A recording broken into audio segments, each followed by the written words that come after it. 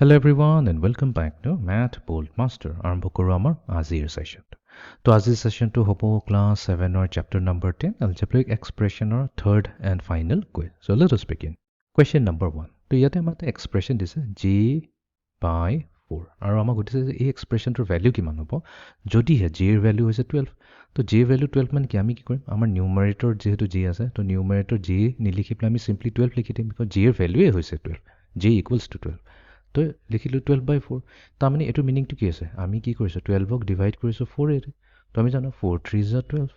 তো ৰিমাইন্ডাৰ আহিলে 0 তাৰ মানে কি ইয়াৰ ফাইনাল আনসাৰ আহি যাব 3 তো এই এক্সপ্ৰেছনৰ ভ্যালু হৈ যাব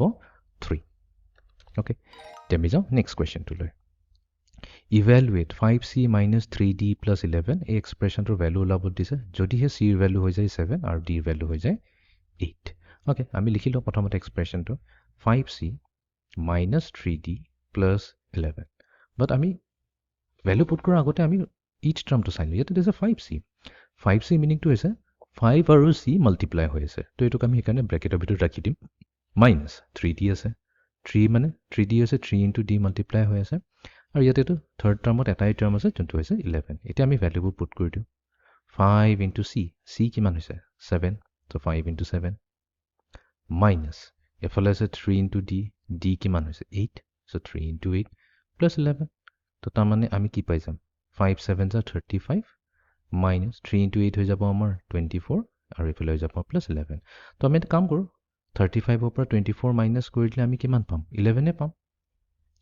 প্লাস থাকি গল এটো 11 so 11 আৰু 11 এড হলে কিমান দিব 22 তাৰ মানে এই গুটি এক্সপ্ৰেছনটোৰ ভ্যালু আহি যাব আমাৰ 22 so আমি 22 টাইপ কৰি ভেৰিফাই কৰি লম ওকে নেক্সট কোৱেশ্চন এবাৰ দিছে আমাক 9/m plus 4 আৰু m ৰ ভ্যালু কি দিছে 3 দিছে তো আমি এটা কাম কৰো 9 থাকক m ৰ জায়গাত আমি 3 দি দিম plus 4 এটা ফাৰ্স্ট টাৰ্মটো যেটো দিছো ফাৰ্স্ট টার্মটো চালে কি আছে 9/3 আছে বাট এটো মিনিংটো আছে 9 divided by 3 so 9 ক 3 ৰে ডিভাইড কৰিলে আমি 3 এ পাম তাৰ মানে আমাৰ আনসাৰ কি হৈ যাব লাগে 3 plus 4 যোনটো দিব আমাক 7 so আমাৰ ফাইনাল আনসাৰ হৈ যাব ইয়াতে 7 so 7 টাইপ কৰি আমি ভেৰিফাই কৰি ললো ওকে নেক্সট কোৱেশ্চন এবাৰ দিছে আমাক দুটা ভেৰিয়েবল w and x আৰু ইয়াতে দিছে 5w 5 times w মানে কি 5 into w multiply হৈ আছে minus এফালে কি হৈছে w divide হৈ আছে x এৰ ভ্যালু পুট কৰি দিও 5 into w মানে 5 into 6 minus এফালে w আছে 6 x ৰ ভ্যালু দি আছে 2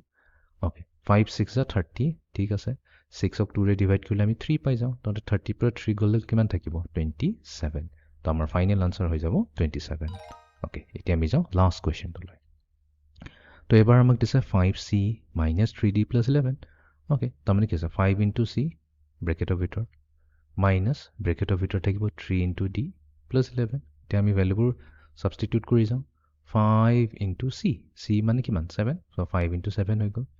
minus 3 into d লাগে d ভ্যালু কিমান দিছে 8 so 3 into 8 plus 11 এটা ক্যালকুলেট কৰো 5 7s are 35 3 8s are 24 plus 11 so 35 minus 24 হৈ গল আমাৰ 11 11 plus 11 আমাৰ আনসাৰ আহি গল 22 so এটা আমি টাইপ কৰি দিম 22 ওকে তো এইটো আছিল আমাৰ আজি third number quiz so third number কুইজত আমি কি কৰিলো আমাৰ এক্সপ্ৰেছন দিয়া থাকিব যত মাল্টিপল ভেৰিয়েবল থাকিব তাৰ হে এক্সপ্ৰেছনৰ ভ্যালু উলালো বা কিছুমান এক্সপ্ৰেছনৰ অকল এটাই ভেৰিয়েবল আছে তাৰ ভ্যালু আমি উলালো তো এইটো আছিল আমাৰ আজি কুইজ সেশনটো see you in the next session thank U